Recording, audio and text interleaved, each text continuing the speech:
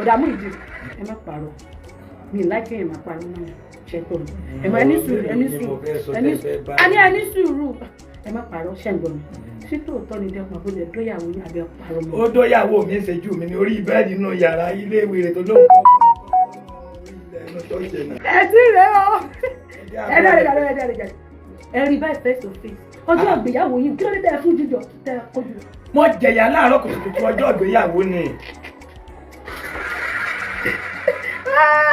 Ẹni gbádùn gbogbo ẹ̀yìn dáadáa. Dáàdì Dẹ́pọ̀n bó lè ní wáì tá a ṣe lè kó 300,000 tó ń kó fún wa pé ká lọ fi ra aṣọ wedding wáì tá a ṣe lè fi gbogbo 300,000 ra wedding materials tán. Èmi mú mọ́lá bí gólí gbogbo ìgbà yẹn ni nígbà tí o kò sí bí mo fẹ́ sá lọ. Ẹyin mi tí wọ́n rà fún iṣẹ́ ìgbàgbé ẹ̀ bẹ́ẹ̀ ni. Àbájọ náà béèrè irùngbọ̀n sọ̀rọ̀ eyín rè. Ẹ̀yin alárùndálẹ̀ bí ọkọ tí pàtẹ wà ní Amẹ́ríkà tó jẹ́ pé ọwọ́ yín máa dán fún àìsí ẹ̀mí ìlọbẹ̀rí o which Sagala mean to Sagala Saudi tẹ̀mí lọ tí mo lọ sọ̀ mọ́ mo mọ tójú mi rí tẹ́lẹ̀ mi bá fún mi 1,000 ẹ̀rí pé màá máa pariwo orúkọ wọn torí pé mo mọ bẹ́ẹ̀ ṣe ṣiṣẹ́ ń bẹ̀ yẹn mo wá ṣiṣẹ́ tó mi ní kẹ́ má ṣoore o but mẹ́ni tó ṣoore fún ẹ jẹ́ àpò gbogbo charity ní o lè ní gbogbo charity with me àtẹ̀mí náà ẹ jẹ́ àpò gbogbo wa ló lè. Bọ̀dá Muhydeen ẹ sì padà rántí ojú mi. Ajá àtẹ̀mí ìgbàgbé olóore àná. Ẹ kí ló tẹ́rì mi rí lélẹ̀. Ẹlẹ́ẹ̀kejì tí máa fojú rí yẹn rè. Okay o, no problem. Ní ọjọ́ tá a rí yín yẹn, kí lẹ wá polówó fún wa? Kájàjà ni mo wá polówó fún yín jọ́nà lọ́hùn. Kájàjà. Chájà tí wọ́n fi ń chájì fóònù nínú ọkọ̀. Tá a mọ̀ sí kájàjà. Obìnrin mélòó ló wà ní mọ́tò náà? Ẹ ṣe Dádì Dẹ́pọ̀n Bólẹ̀ àti ẹ̀yin tí a mọ̀ sí Starlady. Ẹ̀yin méjèèjì tẹ́ wà. Rárá ọjọ́ tá ọkọ̀ rí yín àwọn mélòó la wà ní mọ́tò? Ẹ̀yin mẹ́rin ni. Ọ̀yà. Mo rántí. Ọkùnrin mélòó obìnrin mélòó? Ọkùnrin kan. Obìnrin kan. Àwọn tí wọ́n lọ́jọ́ orí díẹ̀ jẹ̀yìn lọ.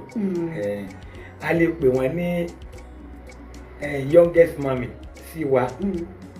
Kò ṣe ẹgbọ́n nǹkan tó ń sọ.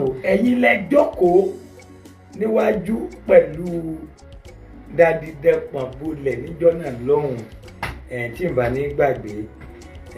Àmọ́ nǹkan kan tẹ́mi kàn rántí ni pé ẹ̀yin lẹ bọ́n mi ní 1,000. Ẹni sùúrù Bọ̀dá Muhydeen calm down.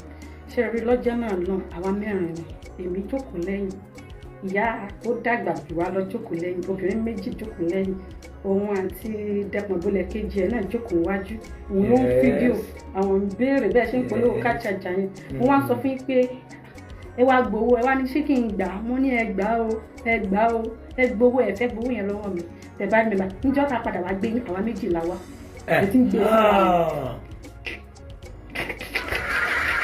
bẹ́ẹ̀ ni. Wọ́n sọ yí pé ní ó máa lẹ́yìn ọ̀rọ̀ yìí ó máa lẹ́yìn àjàǹtí ele. So Bọ̀dá Muhydeen lọ́jọ́ tá a rí gangan ẹ polówó kájàjà níwájú Ọlọ́run ọba àti èèyàn tí kò pé ìjẹ́rìí rọ ẹ bá wa fún ẹ̀pù ẹ ní ká ẹ̀pù yín ẹ mọ wíṣù ẹ mọ bá a ṣe jẹ́. Èmi fẹ́ ẹ jájà bọ̀ ní ọjọ́ náà lọ ẹ ti mu ọtí orí yín gbá ní kura so ìyẹn ẹ máa ní sùúrù o so lọ́jọ́ tá a wá rí yẹn bó ṣe wá ń júwe ọ̀nà ẹni ṣíkẹ́ wá ṣe ẹ̀ máìdì mo wá wò pé ẹni yìí tó fi ń polówó nǹkan báyìí èmi kankan dìdí fún yín lówó ni ẹ rí i pé mo kàn rẹ́rìn mo ní ẹ máa bọ ẹ rí i pé mo sọ pé ẹ wá ẹ máa rí gbàlà ohùn mi ló ń jáde pátápátá nínú fídíò tẹ bá rí tó ń já rẹ̀ ìsinmi ọmọ bẹ́wà jáyọ̀ ní èké Starlady ra wà gbáyé ọmọ tó na ọmọ pa ọmọ tó dúró tán ọmọ tó gáláǹtì ọmọ tó ṣe kíni clear road òṣè ẹ kò ṣe fáwọn ọlọ́tẹ̀ so nígbà tí a wá ṣe gbogbo yẹn tán ẹ rí i pé no dog yẹn wọ́n ń ṣe títì yẹn lọ nígbà yẹn àbí wọ́n ń ṣe títì yẹn lọ God bless you so ọjọ́ Monday kan la wá gbé yẹn ṣe mọ̀ ọjọ́ Saturday la wá síbẹ̀ yẹn Sunday wọ́n ní kẹ́ wá sísìn ṣe mọ̀ pé Monday la wá gbé yẹn ẹ wá wá ṣe mọ̀ Monday. níwà ẹ̀mí òwúlẹ̀ rẹ̀ dì láti wá. Monday la wá gbé yín ṣe understand so ọjọ́ tá a wá gbé yín ní mọ́jọ́ Monday yẹn àwa mélòó la wà ní mọ́tò. Ẹ̀yin méjì lè wà ní mọ́tò ìjọba wa gbé mi. Ok ọjọ́ tá a wá gbé yín yẹn gbọ́dọ̀ wo lẹ rò pé mo sọnù mọ́tò fún Dádì Dẹ́pọ̀n Bólẹ̀. gbólóhùn tẹ́ sọ nínú mọ́tò ẹ̀gbọ́ ọjọ́ náà pẹ́ o ọjọ́ náà pẹ́ ṣe é sì rí ẹni tí ọba ní tí finú rò ní máa ẹni tí ọba ní tí máa finú rò ní máa rántí gbogbo ọ̀rọ̀ àtijọ́ ìwọ̀n àbá péréte lè yán ọ̀nà tí nú ẹ̀. ok nǹkan tí mo sọ ni wípé dádì dẹ́kun bọ́lẹ̀ ẹ má jẹ́ kí bọ̀dá ìbúyìn lọ́rùn jẹ bóyá kan dún wájú. ibo ni mo ti sọ̀kalẹ̀ ìjọ náà lọ́hùn. mo rántí ìjọ náà lọ́hùn ìyànà Ọláwù. wọ́n pe junction Ọláwù kan yes. God bless you. God bless Ọmọbẹ́wàjì. If you know we know. Ṣé understand? Ṣé rí láyé yìí tí n bá jáde tí n bá wá sọ̀rọ̀ nípa èèyàn bí wọ́n bọ́ bá jọ́ta mi àbó ọjọ́ rẹ mi kọ́kọ́ béèrè lọ́wọ́ mi wípé Bẹ́wàjì kí ló ṣe fún ẹ má dá mi lẹ́jọ́ oró má sì dá mi lẹ́jọ́ ọkú olórí burúkú tó bá mú mi lọ́wọ́ lẹ̀ kí n má sọ̀rọ̀ òfò ní òṣè mi wà já mo kàn wá clarify àbí kúrò náà ṣe mọ́ sọ clarify ṣé àwọn pé mi lọ sùn láti ìjọ́ tán ti wá ń gbowó fún iṣẹ́ rí mi. mi ò rí yín o. ẹ bá mi pàdé church. rárá o. síta ẹ ṣe dé mo ti mú yín lọ́kọ̀ọ̀rọ̀ láti bá yín sọ̀rọ̀. rárá o.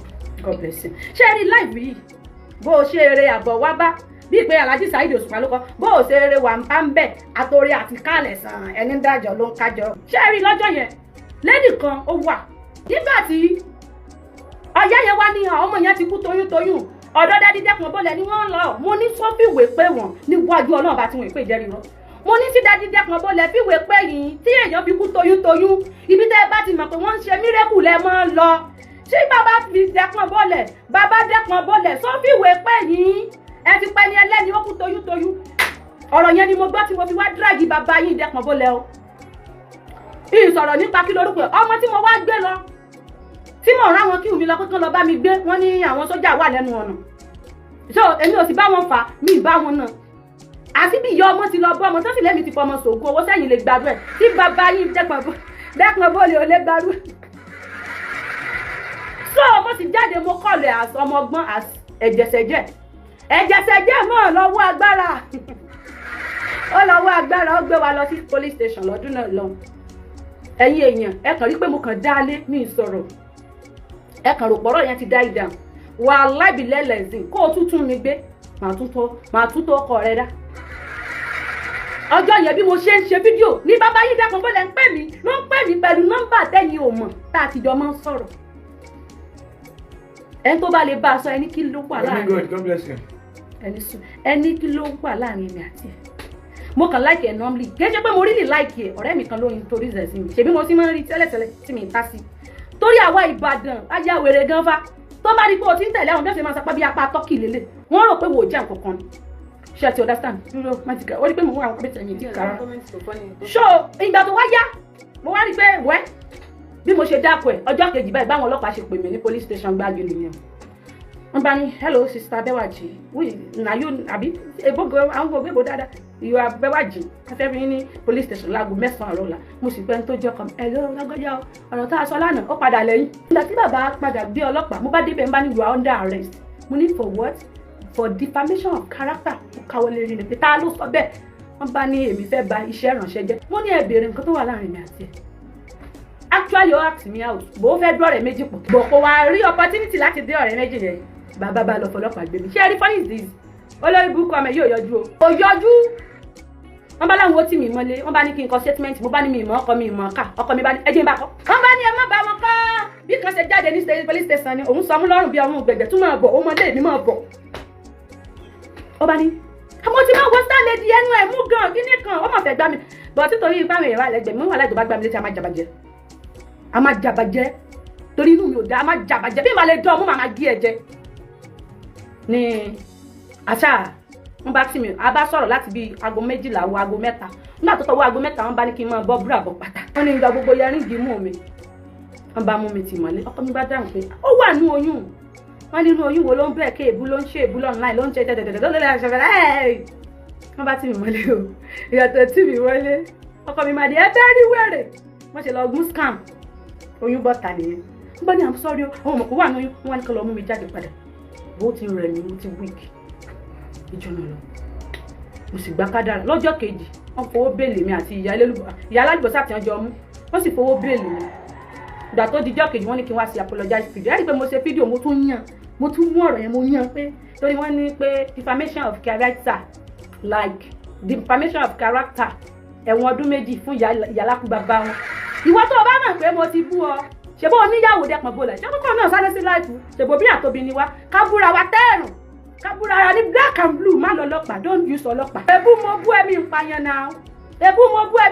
náà wọ́n ṣáàtì mi mọ́lé mo ṣáàyànjú kéèsì yẹn bàbá yìí dẹ́pọ̀ bọ́lá wá orí fóònù ló ti ń kọ̀rẹ́ God bless àwọn wo ni ọ̀gá ọlọ́pàá àwọn GLO DPO yẹn dájọ́ bí tó ti jẹ́ pé ṣèbí wọ́n ń jà ní pé kán lọ sẹ́tù ẹ̀ láàrin ara wọn báńgà kí ìmọ̀ye tó gbé fáwọn ọ̀bọ̀ DPO yẹn kò gbọ́ Yorùbá ó ní kán lọ sẹ́tù ẹ̀ láàrin ara wọn ṣe understand àṣà lọ bá délé pìtìpìtì bàbá mi o ọ̀sẹ̀ kan tí wọ́n fi mí lẹ̀ ní bọ̀dà Muhydeen jáde pé dẹ́kan bó lẹ̀ ń dọ́kọ̀ òun lóòótọ́ bọ̀dà Muhydeen ẹ má parọ́ mi láìpẹ́ yẹn má parọ́ mọ́ ṣètò ẹ má ní sùúrù ẹ má parọ́ ṣẹ́ǹgbọ́n mi sí tòótọ́ ni dẹ́kun àbúlé dóyàwó ní abẹ́ parọ́ mọ́. ó dóyàwó mi ṣẹ́jú mi ní orí bẹ́ẹ̀dì nínú yàrá ilé ìwé rẹ̀ tó lóun kọ́ orí ilẹ̀ inú ṣọ́ọ̀ṣì náà ẹja bọ́ọ̀lẹ̀ ń bẹ jàre ó kúkú ní ìyàwó mi ó ti dóná ní tó dó bẹ́ẹ̀ kò lè dá padà àbí ikú tó padà bẹ́ẹ̀ tó lè kó fóònù ẹ̀ ó ti ẹ̀wọ̀ ẹja bọ́ọ̀lẹ̀ ọ̀bẹ gé ọmọ lọ ọmọ sọ̀bẹ nù ọ̀bẹ ti ṣe tí ó ṣe. ẹ̀sìn rẹ̀ o ẹ̀rí báyìí face to face ọjọ́ ìgbéyàwó yìí kí ló dé tẹ́ fún jíjọ tẹ́ ojú.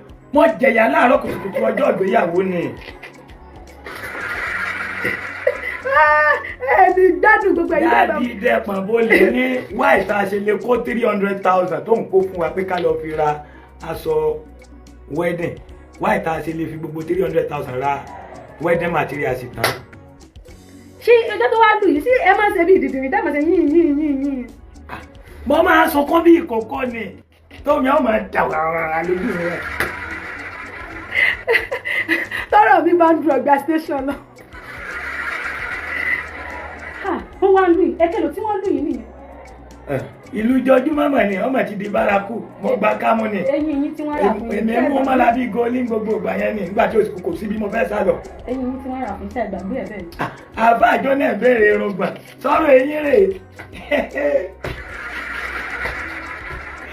èyí dúró múlò eyín bá wọn. òfin mi lámọ. ìyàwó tó yà láyé ẹ̀ náà mi àdá bí yàrá tó yà èyí ó kó bàtà rẹ̀ méjèèjì adélé eré jápa. ẹni sùúrù so ṣé ẹ rí nínú ayé ìyẹjà ṣètò tọrọ ẹ má blame me don't blame me guys ṣé ẹ rí kò yẹ kí n ṣe irú soft báyìí but I will do it.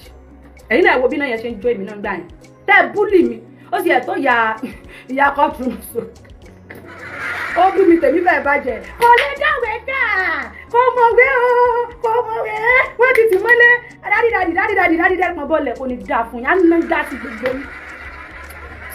ṣé ti wá fẹ́ tí ara yé gbọ́ actually kò ṣe gbìyànjú ni mò ń lọ ṣe understand ṣé rí nínú ayé dádì ibi tá a ti ń ṣe la ti ń jẹ mi ìdínà ẹnu yín mi ìsìn ní tó o ṣe ó dáa mi ìsìn ní tó o ṣe ó dáa try láti jókòó dáadáa sit right kó focus tó o bá gba 10 million fún yàn má rò pé ọ̀rọ̀ ẹnu ọmọ yìí kéré ló ń gbọ́ o you understand try láti sọ fún wọn yìí pé nínú 10 million má gba 4 million bó bá ṣe wù ẹ́ nínú 100 million má gba 100 million ó sì lè gbowó tó bá ti sọ fún wọn tẹ́lẹ̀ pé mo fẹ́ fi yín pẹ́sẹ́ ni o yìí ní fún yín lówó kankan o wàhálà wọn ti máa gbà pé ó máa fà wọn taṣẹ́ níṣẹ́ understand try ibi tá a ti ń ṣe la ti ń jẹ o má jẹ́ kí n parọ́ fún ẹ o lè gbé charity ní ìsìn kó ló wà kó ẹ ló fi máa fún wọn àwọn kí ò rẹ lówó it's not possible like that you understand but try láti bá wọn negotiate pẹ̀lú wọn ṣe understand negotiate pé ìyá mi ẹ̀mí rú ẹ̀ mọ́ o ní tó dé bá yín tẹ́ ẹ fi ìtọ́wọ́ owó kò ní ṣẹlẹ̀ sí yín mọ́ o lágbára Ọlọ́run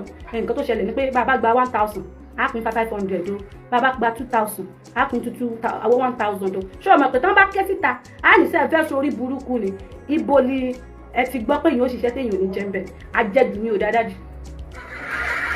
dádì advice tí mo tún fẹ́ advice ni pé go and work sorry o bó o bá ń ṣiṣẹ́ ṣe o distance ṣé o rí àwọn tó ń fún àwọn ẹ̀yin ará abroad I'm sorry to say this language ẹ̀yin máa ń fún yàn lódìdí ẹran sìn gba odidi mọ̀lú lọ́wọ́ ẹni ni yín tá ń ṣe fún tẹ̀rọ pé ẹbílẹ̀ ẹwọ́n sọ̀rọ̀ is a man of God ẹ̀ ń bá tiẹ̀ jẹ́ ni ẹ sọ̀rọ̀ bí ọ̀rọ̀ lọ. ẹnìkan ò lè kú òun ayé fẹ́ nìkan ẹnìkan ò lè kú òun ayé fẹ́ nìkan ṣe understand but ẹ jẹ́ ká mọ̀ tá à ń ṣe understand ṣe rí mo máa ń ṣoore débi wípé mo lè gbéyàn ní ìsìn kó jẹ́ wípé 1000 nìkan mi ẹni kínìdì number 1 yìí gbójúlé charity tí mò ń ṣe mò ń tajà náà mò ń talẹ̀ mò ń talé mò ń ta kírímù kí ni mò ń ta káyá mò ń ta ìwọ tó gùn ìdílé bá ń jà máa bọ̀ mí mò ń ta amóbòdùn mò ń ta amókólé mò ń ta everything so èló ni mo fẹ́ rí ìdíṣẹ́ charity tẹ́ bẹ́ẹ̀ tí gbogbo ọ̀nà fún yóò fẹ́ bẹ́ẹ̀ dànù so try to go and work tó bá ń ṣiṣẹ́ gèmí gan máa try láti rajà lọ́wọ́ ẹ̀ o lè máa tòró Jésù náà but èmi o pẹ̀lú àwọn tó pè mí mo fi ẹlẹ̀ fọlọ́run torí tí n bá ní mi ìdákẹ́ mi ìkúlẹ̀ dọ́lọ́run ẹ̀ sì lè nà fún mi bó ṣe ń dùn mí ni mo ṣe ń explain ara mi ṣe understand so daddy go and work tẹ́ ẹ bá ti ṣiṣẹ́ tẹ́ ẹ bá ti mọ tẹ́ ẹ ṣe ọ̀tọ̀ ní charity ọ̀tọ̀ ní church but ẹ̀yin ti kọ́kọ́ kó mọ́ra wọn tẹ́lẹ̀tẹ́lẹ̀ tó bá jẹ́ ẹ ti pín ìyá ni ṣé ẹ mọ̀ pé Jésù náà lè fi wọlé with due respect Pastor Ojo Taiwo Ojo because mo mọ gbọ́ prayer yín I'm a Muslim but weekend point àdúrà yín mo mọ follow ẹ̀ Ọlọ́run pè yín mo confirm ẹ̀ torí ìgbà tí ìjì ayé ń fi mí lákàlàkà Pastor Ojo ni mo mọ jókòó sórí post wọn àti Ọlọ́run òjijì màá máa gba prayer point kò dìgbà tí n bá tó lọ ṣọ́ọ̀ṣì wọn kú mọ̀ níjọ́ tí gift bá ká mọ́ mi lọ màá dúró òsì sí wọn torí pé Ọlọ́run ló mẹni tí ń ṣe tòun èèyàn rí òwò pọ̀ with due respect my dad we don't know me I don't know you but ẹ bọ́ ọmọ yín sọ̀rọ̀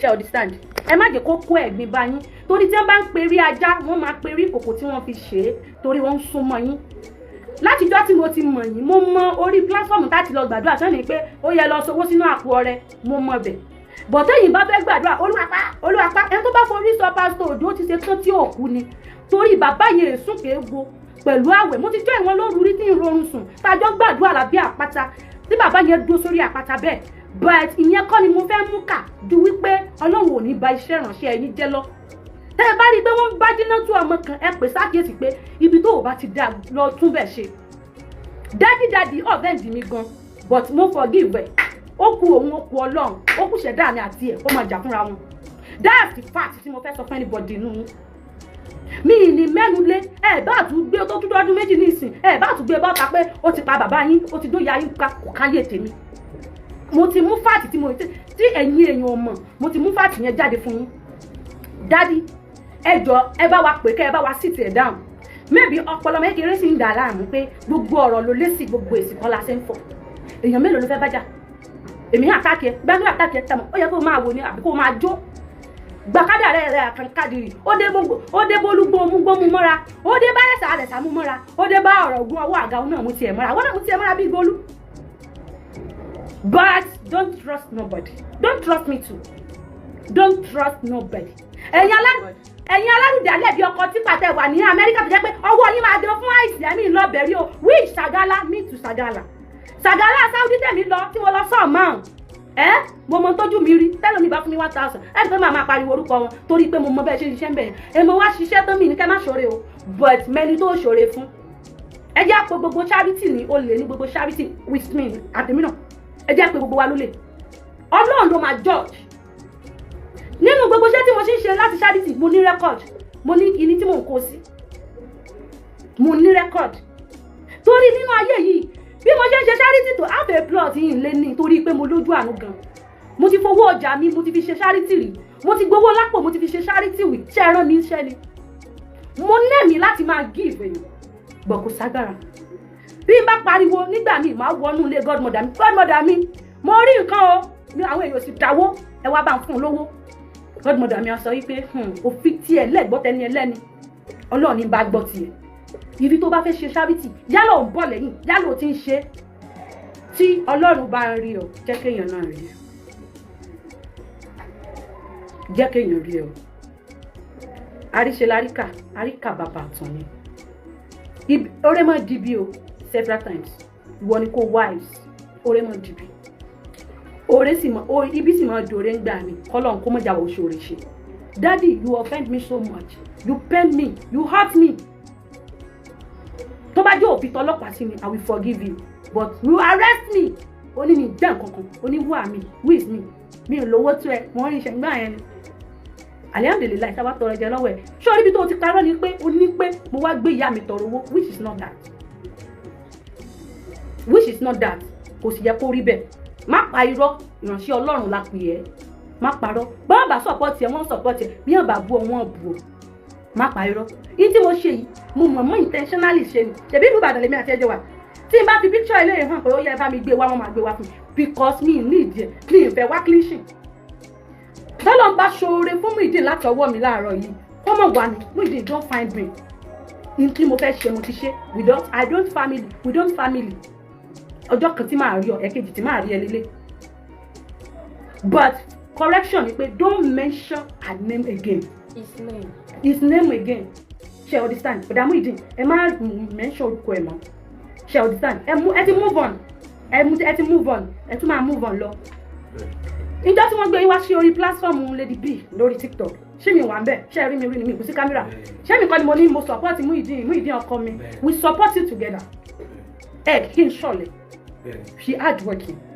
Ọjọ́ tí wọ́n já ṣọ́ọ̀bù ẹ̀, mo wà pain. Mo wà frustrated pé kí ló ṣẹlẹ̀? Kí ló ń ṣẹlẹ̀? Wèrè wo ló dẹ́rù eléyìí wò? But mo tún move back. Ọ̀rọ̀ la máa ń kọ́ ká tó jà o. Àìmọye orúkọ rẹ̀ tí wọ́n ti fi na àwọn èèyàn, àìmọye orúkọ rẹ̀ tí ó sì ní rán wọn ṣẹ́. Ṣé ó rẹ̀ mí lẹ́yìn tó wà ní kíní kan àbó fẹ́ sánkú? Reason why ni mo fi máa sọ pé mo dúró lórí ilé mi. Ẹlòmíì kan máa jà online. Kò sí wọn bí dá kó bọ́ta sínú ìgboro. Ó mọ̀ pa yóò ti fẹ́ bàjẹ́. But nínú ayé yìí, ẹ má mọ ẹ̀ṣọ́ orúkọ ẹ̀ mọ̀. Ẹ gbàgbé ẹni tó ń jẹ́ bẹ́ẹ̀. Ṣé ẹgbọ́n tọ́lọ́run ti ń gbìjà yín? Ẹgbọ́n tó. But mo fọlọ́run bẹ̀ yín. Mo forí ìyá yín bẹ̀ yín. Ògo tẹ́ fẹ́ lò yẹn ẹ máa rí lò. Torí tọ́mọ ológo ò bá lógo lò. Ojú ẹ̀ máa rí. Nígbà tẹ́ sọ fún mi láàárọ̀. Ẹni tí ọ̀gá ẹsẹ̀ rẹ̀ ó tẹ̀ ẹ́. Ẹsẹ̀ POS ní géètì abẹ́ẹ̀ṣe. Níbi ìsọ àwọn ní. Wà lẹ́nu POS mi lọ́wọ́ owó tí mo fi ṣe ó ti jánu ni. Ní ìsìn ẹ tún ti ń ṣe. Kí lẹ tún ṣe ní ìsìn báyìí? Bí mo ṣe wà yìí, olè lọ́kọ́ ọmọ jẹ́. Àbẹ́ẹ̀gbọ́, gbogbo iṣẹ́ ni iṣẹ́ káàbá ti mọ́lẹ̀ mọ́lẹ̀. Security ni iṣẹ́ tí mo ṣe báyìí. Èló wọn fún yín sálárì? VGN. Adé ló wọ́n fún yín sálárì? VGN ni mo ń bá ṣiṣẹ́ báyìí. Èló wọn fún yín sálárì? Alhamdulillah, mo ń gba 40,000 ní sálárì. Ṣé wọ́n fún yín lóúnjẹ ọ̀rá wọ́n fún yín lóúnjẹ tó sọ? Àbí ní owó yẹn? Àárín sọwọ́ kúdúrú. So guys, àmọ̀ràn mi lélẹ́yìí wípé anybody bọ̀dà Muhydeen fóònù tẹ́ ẹni kò dá yẹn lóúnjẹ ẹ̀jẹ̀ kí n wà bí òkú ajá jẹ̀kọjà ayé rẹ̀ lọ. Ṣé ẹ rí fóònù yìí tí wọ́n bá lo Bluetooth earpiece wọn lè gbọ́ nǹkan téèyàn ń sọ. Bá lo airpod. Ṣé o understand? Ẹjọ́ nítorí Ọlọ́run mọ́mì kan ti láwọn bá wọn ra fóònù but wọn ti send ẹ̀ sí mi. Ẹ̀yin tẹ́ bá tún lágbára earpod as in tẹ́ bá lágbára fóònù ṣàkóso láti ní fóònù wọn nílò earpod mọ́. Ẹjọ́ nítorí Ọlọ́run bọ̀dà Muhydeen tẹ́ bá rówó nísìnyí bá ẹ má pè é torí bá a ta a ó tọ̀ ni tá a bá tọ̀ yóò dẹrùn níbi tẹ́ bá rówó bá kí lẹ fẹ́ bẹ̀rẹ̀.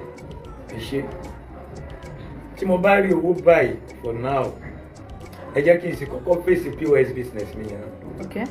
Because téèyàn bá rí up to 1 million daily profit téèyàn máa rí lórí 1 million lórí iṣẹ́ POS abẹ́gbọ́ ó ti tó jẹ́ èèyàn nínú ayé téèyàn bá ṣe kọjá yìí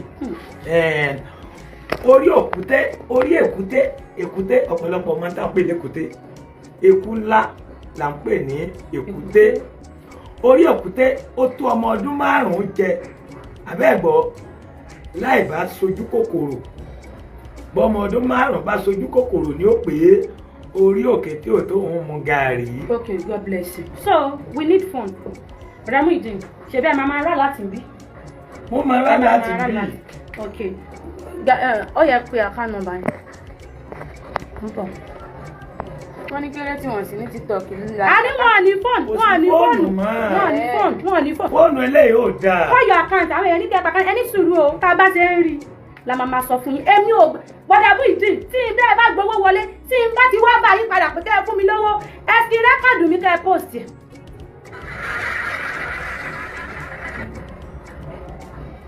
mi ì ní sọ jù bá ń lọ ẹ má bò mí ó yẹ gbàká nọ́mbà yín. 60 45 45 55 55 55 and I mean 70 95 95 Keystone Bank. Muhydeen Adégòkè Emmanuel ló máa gbé wá. bá mi type ẹ̀ síbẹ̀ ń bọ̀ ó yá 60 any amount 60 45 55 mo bá jẹ́ kí n pin ẹ̀ sí orí mo bá 60 any Keystone Bank ó máa gbé Muhydeen 40 45 55 70 95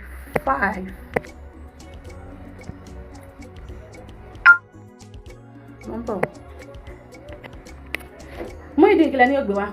Muhydeen Adégòkè Emmanuel lórúkọ. Muhydeen Adégòkè ẹ jọ̀ọ́ ẹ bá mi ṣí fún nǹkan wà láti a máa fi hàn wọ́n. Keystone Bank Muhydeen Adégòkè la máa rí.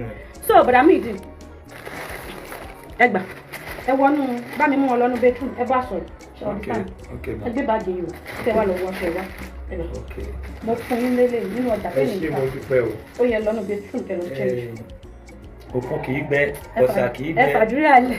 owó kì í tán lápò wọjọwọjọ star lady mọ́mí star lady gbogbo ibi tẹ́ ẹ ti mú owó yóò ní tán bẹ́ẹ̀ o owó yóò máa pọ̀ sí ni o mọ́mí star lady láṣẹ Ìdùmarè owó yóò máa pọ̀ bí àgbàrá òjò ní látòní lọ lọ́la aláhàúlà wàlákùátà ìlà bìlà ilẹ̀ àzìm àmínà yàrá o àmínà kún fáyà kún àmín lórúkọ Jésù go and change alaye ó ti dàṣẹ o ẹ lọ change ẹnìkan láwọn send 5k ẹ jọ̀ọ́ ẹ máa send receipt sí mi nínú WhatsApp 1000 thank you so much.